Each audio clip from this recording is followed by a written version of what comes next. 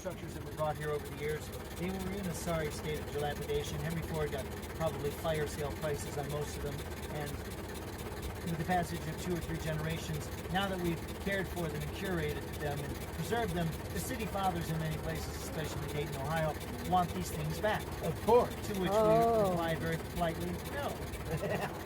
Yeah. Now, we are in the original Greenfield Village. This space is from 1929 when Henry Ford began building out the village. Town Hall at this end and the chapel at the far end to our left are purpose-built structures. Much of what I'm going to show you, though, comes from other places. They were original structures that were disassembled carefully, cataloged, photographed, put in crates, boxes, trains, ships to a lesser extent, brought here and professionally reassembled. Okay.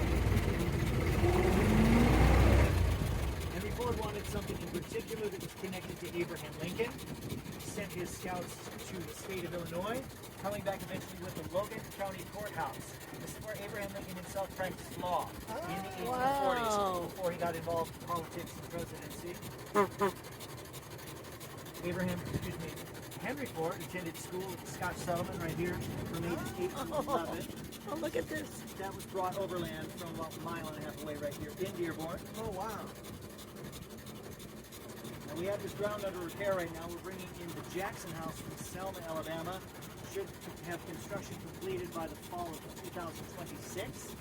That home plays a role in the civil rights movement, has a loose connection to Dr. King. It's known that Dr. King met with other leaders here to plan events, spent some overnights there, but though he never owned the home and he never lived in it. Not a good look at it from here, but behind the fence is the birthplace of William Holmes McGuffey, who wrote the first textbooks in American education, the McGuffey Reader, that bears his name. Henry Ford, as a young child, studied those books at the Scotch Settlement, and he was fond of education of all sorts, so he saved McGuffey's birthplace, his one-room schoolhouse in Washington County, Pennsylvania. That would have served grades 1 through 8, all under one roof.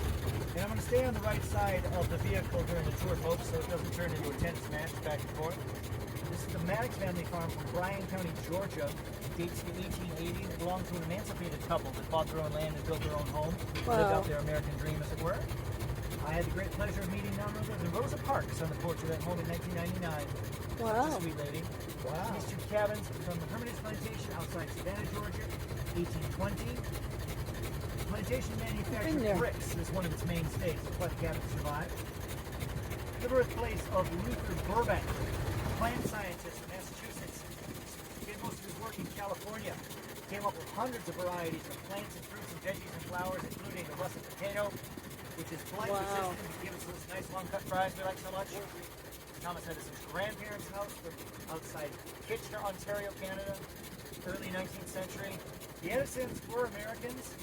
They were from New Jersey, but they fled the country during the American Revolution because they were still loyal to the British Crown. We lost about a quarter of our population to Ontario, Quebec, and to a lesser extent New Brunswick and Nova Scotia because of that. Fortunately, Mr. Edison did immigrate to Ohio, of all places. Otherwise, Canada would own the light bulb, and as having a larger border crossing with them, we agree they shouldn't be in charge of anything. My Canadian guests love me for that. Oh, just so happy. Especially when I invite them to take these invasive geese home with them. Yeah. You know, I'm sure you have the same problem we do. On the right still is the Susquehanna Plantation from Maryland. This is built in 1826, set in 1860 on the eve of the American Civil War. Maryland was a unique construct and probably the most important state of the Union because it remained a slave state throughout the entirety of the Civil War, but it was also a Union state which kept D.C. from being surrounded by rebels. The Red House, Clinton home from Massachusetts, dates much of it to 1630, and it played a direct role in the Midnight Ride of Paul Revere. Wow. In the early morning hours of April 19, 1775, Revere's scouts knocked on that exact door and warned the Clintons of the advance of the British Army, which was coming to look for a stash of weapons and ammunition.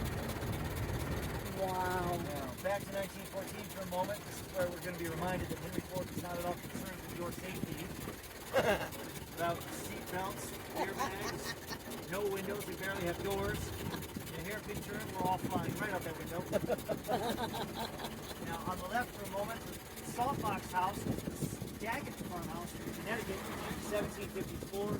Mr. and Mrs. Daggett are a constant character. They talk about colonial life in New England. We also have the oldest surviving windmill in North America from Cape Cod, mid-1600s. That was presented to Henry Ford by his Auto Dealerships Association as a birthday present on his 73rd birthday. Now let's pan right.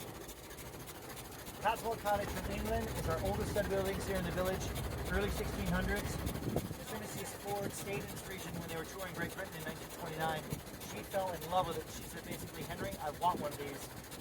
When you're Henry Ford in the 1920s, as you can see, you can have whatever you bloody well want. Yeah. It remained her favorite place to have tea and sandwiches here in the village until the last years of her life. Giddings family home on the right is from New Hampshire, 1750-ish. Mr. Giddings was a successful sea merchant, did most of his business in the Caribbean. Noah Webster's house from Connecticut, 201 years old. Man who wrote the American Language Dictionary. Wow. There's still a surviving first edition upstairs. It's 4 inches thick and weighs 20 pounds. Wow. Poet Robert Frost lived here briefly when he was teaching Wow. at the University of Michigan on a 4-year Jeez. contract. Here we have our forest ranger. Oh, teaching yeah. us about fire safety, conservation, and discouraging poaching. This is an example of purpose-built. The Swiss Chalet is 1935. Henry Ford admired Switzerland for architecture, timepieces, neutrality. Today it functions as our glorified employee break room. Mr. Ford and Mr. Edison were good friends and did most Yeah. snowbirding in Florida. This is a small portion of their Fort Myers laboratory that dates to 1885. And when the building was brought here, the Ford V8 engine was conceptualized right there on that site in the 1930s. Here is Sarah Jordan's boarding house from New Jersey. This is where Thomas Edison's single engineers lived while they were working for him at the Menlo Park Laboratory Wow. in New Jersey. This is also the first home in America wired with Mr. Edison's electric light bulbs. So about 8 to 10 guys would live there at once. Everyone worked across the street on the left here at the Menlo Park Laboratory. The windows upstairs are left open as a reminder that as Edison and his team were constantly experimenting, they were constantly failing, and constantly throwing things out the window. So you wouldn't get too awfully close to the building during working hours, you might be doing something. Back in the original Greenville Village from 1929. Are you staying for lunch, hopefully? Yes. I would recommend either the Taste of History, that's at the far end of Main Street there with the green awnings. Okay. There's cafeteria style, good 19th century fare. Next Okay. to it is the Eagle Tavern, a bit more romantic and historically accurate. You'll sit at a eight-top table with costumed wait staff from the 1850s and you serve a good 19th century menu there. I'd recommend sharing the meat and cheese and egg charcuterie board as Wow. appetizer and then sharing the fish course as your entree. And you've got your ride passes. You can pick up the train at any one of 3 stations, but if your knees and back are up to it, give the carousel a whirl. We already did that. Alright, We had seem to fun. survived. Yep. Oh, yeah. I don't know how much Mr. Ford would have improved at the playground, but it's probably one of the better things we put in the village in modern times. The idea behind the village originally was to encourage practical education. Henry Ford loved the tool trade in particular, and things were very hands-on here at the village in the early days. But that's gone away gradually over the years. We have no more hands-on projects. Henry Ford got his first job as an engineer on the left at the Edison Illuminating Company. Oh, wow. Literally walked in his shoes at 10 a.m., presented himself as an engineer to the hiring manager, asking if there was any work for him. The answer was an enthusiastic yes. My night manager electrocuted himself to death 2 nights ago. You're hired. Salary is $40 a month. Schedule Monday through Saturday, 6 p.m. 6 a.m. Good luck.